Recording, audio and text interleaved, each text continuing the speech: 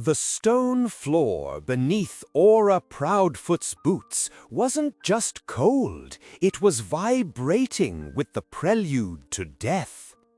He was pinned down behind a transfigured barricade of granite, the air around him thick with the acrid green smoke of killing curses. Somewhere in the darkness ahead, 5 Death Eaters were laughing. They knew the math better than he did. Proudfoot had 2 rookies with him, both exhausted, their shield charms flickering like dying candles. The enemy was entrenched in a reinforced cellar beneath an abandoned textile mill in Leeds, a location that was supposed to be a simple drop site but had turned into a fortress. The walls were warded against bombardment. The ceiling was reinforced with goblin-wrought iron. Proudfoot checked his wand arm, feeling the muscle spasms of fatigue. They had 3 minutes before the rookies' shields gave out completely. After that, it was a slaughter. 70 miles away, buried deep within the sub-basement of the Ministry of Magic, the air was silent and smelled of old paper and dry dust. Ilara Vance sat alone in a room that officially didn't exist, surrounded by a map that covered the entire floor. She wasn't an aura, she wasn't a duelist. She was a 22-year-old dropout from the Department of Mysteries entrance program, rejected because her methods were considered too pedestrian. While the battle raged in Leeds, Ilara didn't hold a wand. She held a stick of white industrial chalk. Her fingers were coated in pale dust, her robes smeared with white handprints. She crawled across the map of Britain, her knees aching against the stone, finding the small dot that represented the textile mill. She could feel the heat coming off the parchment. The map was linked to the ministry's tracking grid, but it was passive, meant only for observation. Ilara brought the chalk down. She didn't cast a spell to attack the Death Eaters. She didn't try to shield the auras. Instead, she drew a thick, "Read the following story" with a warm, deep wall of the cellar depicted on the map. Then she drew a circle around the foundation pillars and struck a heavy cross through the center. It looked like a child's game of tic-tac-toe played on a priceless artifact. Back in Leeds, the laughter of the Death Eaters cut off. A low groan echoed through the reinforced cellar, a sound like the earth itself was complaining. The iron-reinforced wall, which had withstood 3 bombardment curses just moments ago, suddenly developed a hairline fracture. The fracture grew, screaming as the stone pulled apart. Proudfoot watched in disbelief as the entire northern defensive perimeter simply crumbled, sliding away as if the mortar had turned to sand. The ceiling support, the one Ilara had crossed out with her chalk, snapped with the sound of a cannon blast. Dust and debris rained down, not on the auras, but directly onto the enemy position. The structural integrity of the fortress had simply decided to quit. Proudfoot didn't waste the miracle. He signaled the rookies, and they stormed the breach, stunning the coughing, bewildered Death Eaters who were struggling to dig themselves out of their own cover. If you want to know how this forgotten witch turned a useless piece of chalk into Hogwarts' last defense, stay with me until the end of this story. Ilara Vance had always been the girl with the dirty hands. At Hogwarts, while other Ravenclaws were perfecting the delicate wrist movements of charms or the precise stirring patterns of potions, Ilara was on the floor of the common room, sketching runes on the flagstones with stolen blackboard chalk. She was Muggle-born, the daughter of a bricklayer and an architect. She understood structures. She understood that magic, much like gravity, needed a path to travel. Her professors hated it. Professor Flitwick had once gently told her that magic required intention and grace, not graffiti. Chalk was unstable. It was impermanent. It was dust. It wasn't a conductor for high magic. It was a tool for children to draw hopscotch grids on pavement. They told her to use ink. They told her to use parchment. They told her to stop acting like a construction worker and start acting like a witch. By the time the war began to turn ugly, Ilara was working in the mapping division, a dead-end job in a windowless room filled with archives of sewage pipe layouts and forgotten tunnel networks.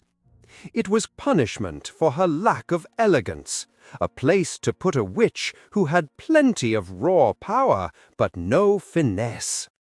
But the war didn't care about finesse. The war was messy. Reports were coming in daily of raids failing because Death Eaters were holing up in bunkers that the Ministry couldn't breach in time. Aurors were bleeding out in hallways because they couldn't blast through a wall fast enough. Ilara looked at the giant, enchanted map of Britain on the floor of the archive. A masterpiece of cartography that showed every ley line and magical stress point in the country. She started experimenting late at night. She realized that ink sat on top of the parchment, separate from the magic. But chalk? Chalk was limestone, calcium carbonate. It was the bones of ancient sea creatures pressed into stone. When she ground the chalk into the map, it didn't just sit there. It resonated. It connected with the stone foundations of the buildings the map represented. It was sympathetic magic in its crudest, most brutal form. If she pressed hard enough, if she poured her intent into that crumbling white stick, she could make the map believe the building was broken. And if the map believed it, the building followed suit. The Leeds raid was the first test. Nobody knew she had done it. The official report credited Aura Proudfoot with a lucky blasting curse that hit a structural weak point. But Ilara knew. She sat in her basement, wiping the white dust from her sweating palms, her heart hammering against her ribs. She had felt the wall give way. She had felt the snap of the stone through the chalk. It wasn't elegant. It was terrifying.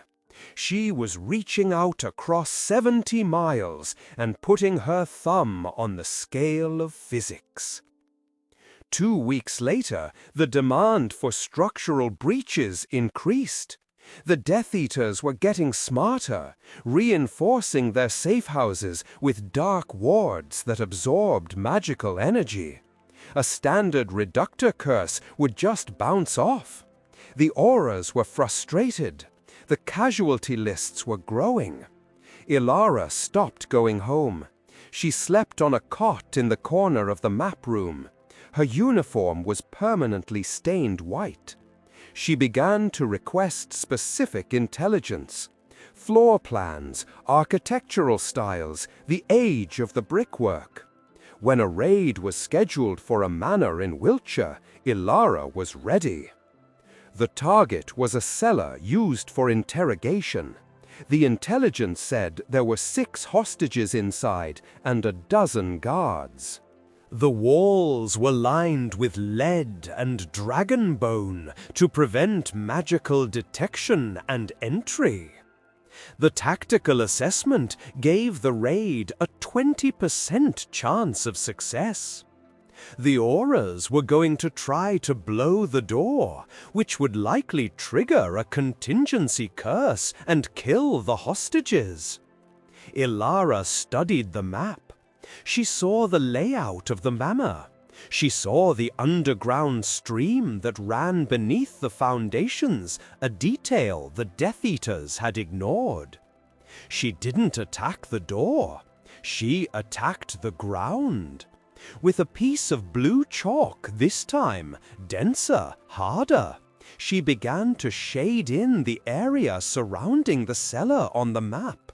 She drew heavy concentric circles, mimicking the ripple effect of liquefaction. She pressed down until the chalk snapped, then picked up another piece and kept drawing. She visualized the soil beneath the manor turning to soup. She visualized the solid foundation stones losing their grip.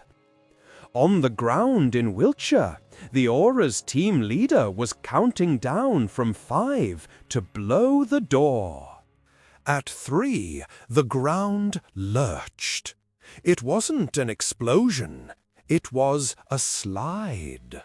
The entire south side of the manor, the side housing the guard barracks, suddenly sank 6 feet into the earth.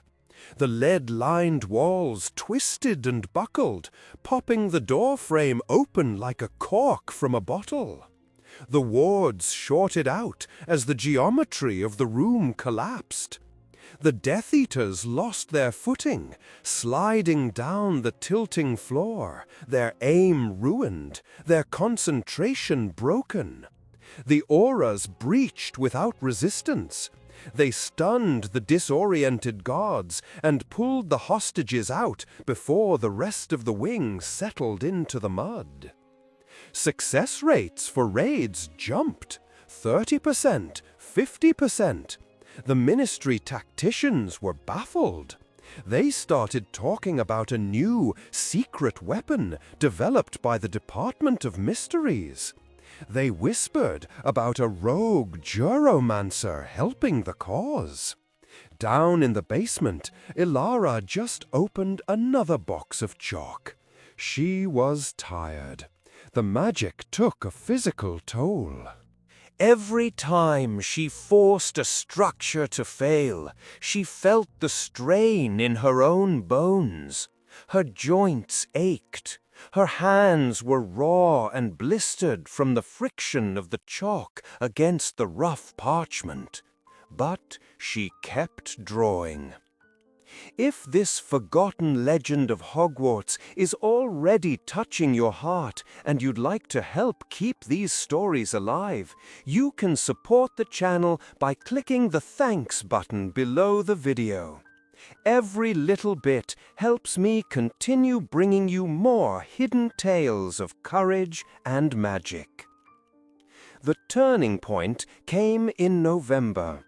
The Death Eaters had established a command center in a repurposed sea fortress off the coast of Scotland. It was an island of black stone, surrounded by freezing waves and protected by ancient, blood-based wards.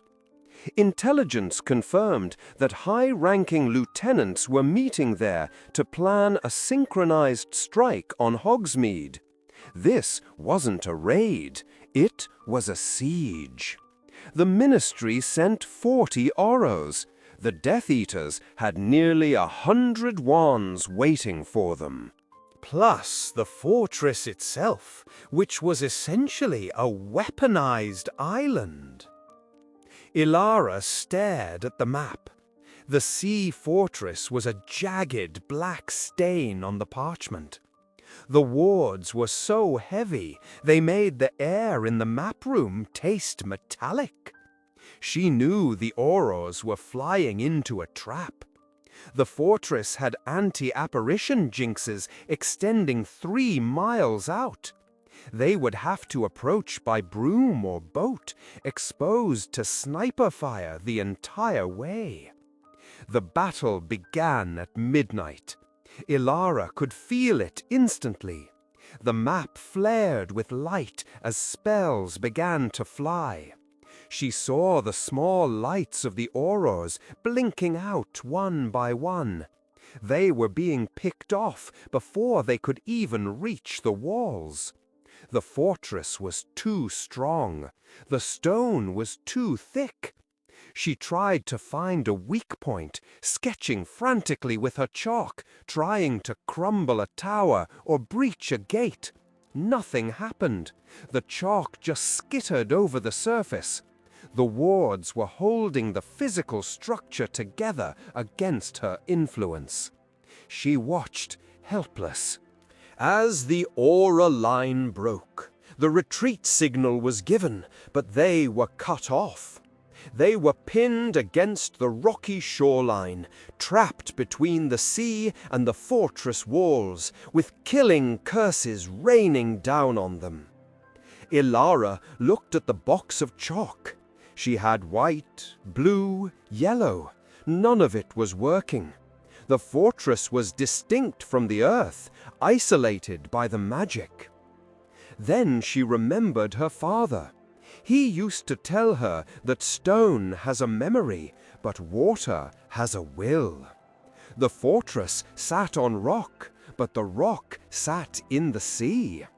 She grabbed a handful of blue chalk, crushing it in her fist until it was a fine powder. She didn't draw on the fortress. She drew on the ocean surrounding it. She began to grind the blue dust into the waves depicted on the map. She mimicked the patterns of a rogue wave, a harmonic resonance that would amplify the natural pounding of the sea. She wasn't trying to break the walls with magic. She was inviting the Atlantic Ocean to do it for her. She drew swirls, violent and tight. She pushed her magic into the water, asking it to rise. In the North Sea, the water receded. The Death Eaters on the battlements paused, their hexes dying on their lips as the roar of the ocean suddenly went silent. Then, out of the darkness, a wall of water 40 feet high slammed into the base of the fortress. It didn't wash over the top. It hit the foundations with the force of a freight train. Ilara screamed in the silent room, her hands bleeding as she dragged the chalk across the parchment, enforcing the water's impact. She felt the cold spray on her face, tasted the salt. She felt the immense weight of the ocean pushing back against her mind. The fortress shuddered. The impact didn't destroy the stone, but it shattered the concentration of the ward keepers inside. The ancient blood wards flickered for 3 seconds. That was all the auras needed. "Now!" screamed the aura commander on the beach. Ilara didn't stop. She grabbed a piece of red chalk, the color of danger, the color of heat. With the wards down, the structure was vulnerable. She slammed the red chalk onto the location of the central keep. She drew a single jagged lightning bolt straight down through the roof. She poured every ounce of her remaining magical stamina into that line. She visualized the keystone of the main arch disintegrating. On the island, the central tower didn't just collapse, it imploded. The floor gave way, dropping the high-ranking Death Eaters 3 stories down into the flooding dungeons. Panic erupted. The organized defense dissolved into chaos as the sea battered the walls and the roof came down. The Aurors surged forward, not to conquer, but to extract.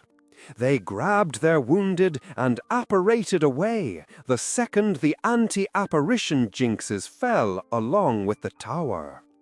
Ilara woke up on the floor of the map room 2 days later. She was in St. Mungo's, actually, but her mind was still on the floor. They told her she had suffered magical exhaustion so severe it nearly stopped her heart. Her hands were bandaged, the skin rubbed raw down to the dermis. Nobody outside of a very small circle ever knew what happened. The official story was a freak tidal wave and a structural failure due to poor maintenance by the Death Eaters. The Ministry didn't like to admit that their victory depended on a dropout with a box of art supplies. Ilara didn't get a medal. She didn't get a promotion. She was quietly moved to a desk job in the Department of Magical Transportation, where there were no maps and no wars. But the Aurors knew. The ones who survived the Lead Cellar, the Wiltshire Manor, and the North Sea Fortress. They knew that sometimes the ground would shake just when they needed it to. They knew that sometimes a wall would fall, not because of a spell, but because the geometry of the world suddenly turned against their enemies. Ilara Vance returned to her quiet life. She eventually became an architect in the Muggle world, designing libraries and schools. But she kept a box of chalk in her drawer. Sometimes, when she read the newspaper and saw stories of dark things rising again, she would take out a piece of white chalk and roll it between her scarred fingers, remembering the feeling of the earth moving beneath her will. She knew the secret that the High Lords and powerful duelists often forgot. You don't always need the Elder Wand to change the world. Sometimes all you need is to know exactly where to draw the line. If this forgotten legend of Hogwarts touched your heart, tell me in the comments, what would you have done in Ilara's place? Like the video, share it with another Harry Potter fan, and subscribe to hear more hidden stories of courage, magic, and impossible odds. Sometimes the smallest spell is the one that saves the castle.